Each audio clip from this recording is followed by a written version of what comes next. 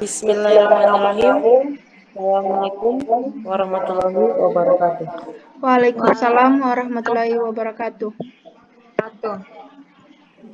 Perkenalkan, nama saya Rindu Asara. Saya yang akan memandu jalannya talkshow pada hari ini. Baiklah, kita kedatangan para narasumber yang hebat-hebat dan pintar.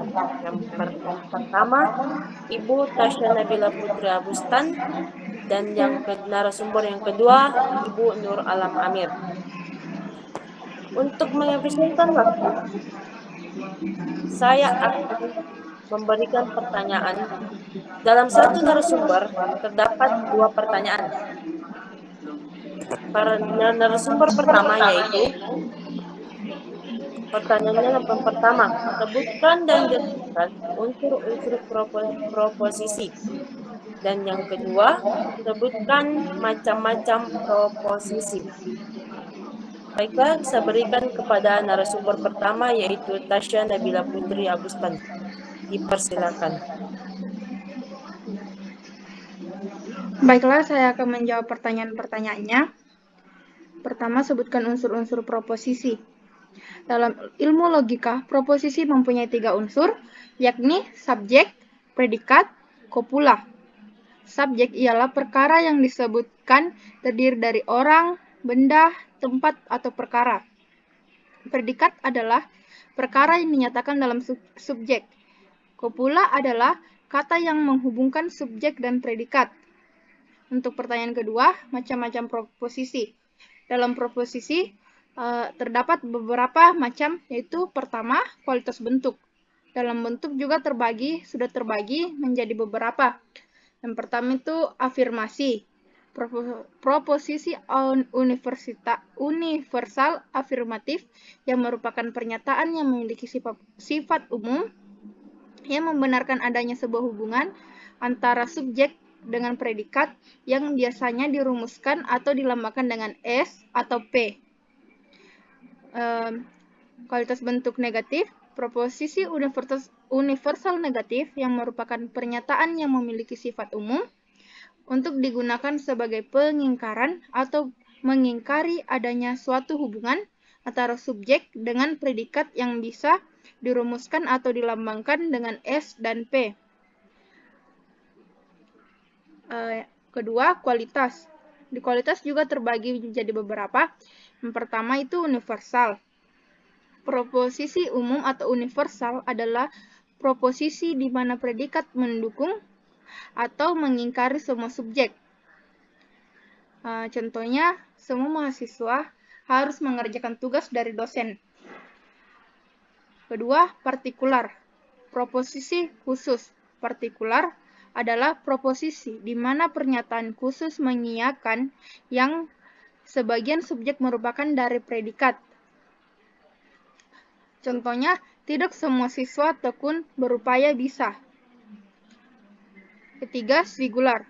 Proposisi singular adalah proposisi ini hanya mengungkapkan satu bidang saja, di sela penandaannya adalah kata itu dan ini.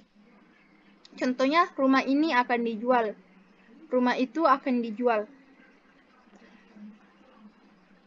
Luas predikat juga terbagi menjadi 2, yaitu terdistribusi seluruhnya. Proposisi yang hubungannya subjek dan predikatnya tidak memerlukan syarat apapun. Contohnya, semua orang akan mati. Dan contoh lainnya, semua makhluk hidup membutuhkan makan dan minum. Kedua, tidak terdistribusi. Proposisi yang pada hubungannya subjek dan predikatnya memerlukan syarat tertentu. Contohnya, jika hari ini sangat terik, maka akan sangat panas. Jika kamu terlambat bangun, maka kamu akan terlambat mengikuti pelajaran online. Isi proposisi yaitu fakta dan putusan. Mungkin itu dari saya. Sekian, Sekian dari saya. Wassalamualaikum warahmatullahi wabarakatuh.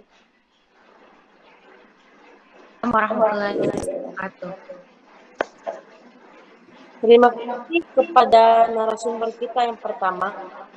Jawabannya sangat bagus dan mantap. Baiklah, saya akan melangkah kepada narasumber yang kedua, yaitu Ibu Nur Alam Amir.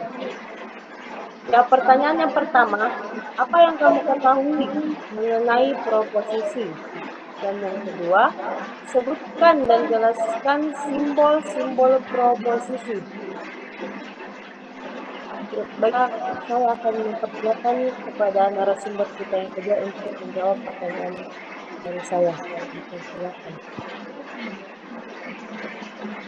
Sebelumnya, terima kasih atas pertanyaannya. Baiklah, saya akan menjawab pertanyaan yang pertama, yaitu apa yang saya pahami mengenai proposisi adalah istilah yang digunakan untuk kalimat pernyataan yang memiliki arti penuh dan utuh. Singkatnya, mengenai hal-hal yang dinilai benar atau salah yang bersifat mutlak. Dan selanjutnya pertanyaan kedua yaitu proposisi sendiri memiliki 4 simbol. Di antaranya yang pertama yaitu proposisi bentuk A. Itu posisi yang menyatakan bahwa setiap subjek adalah predikat. Misalnya setiap makhluk hidup adalah ciptaan Tuhan.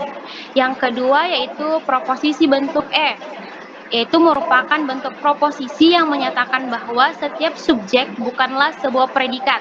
Misalnya, setiap laki-laki bukanlah perokok aktif. Yang ketiga yaitu proposisi bentuk I, merupakan bentuk proposisi yang menyatakan bahwa sebagian subjek adalah predikat. Sebagian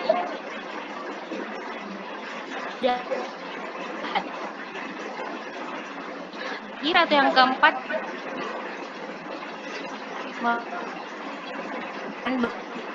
subjek bukanlah predikat. Misal sebagai suatu pejabat. Ya, sekiranya jawaban dari saya lanjutkan ke moderator.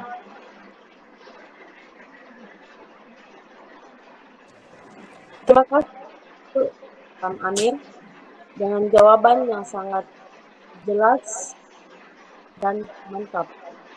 Oke, baiklah. Pada hari ini saya menutup talk show pada ilmu yang diberikan oleh para dapat semua.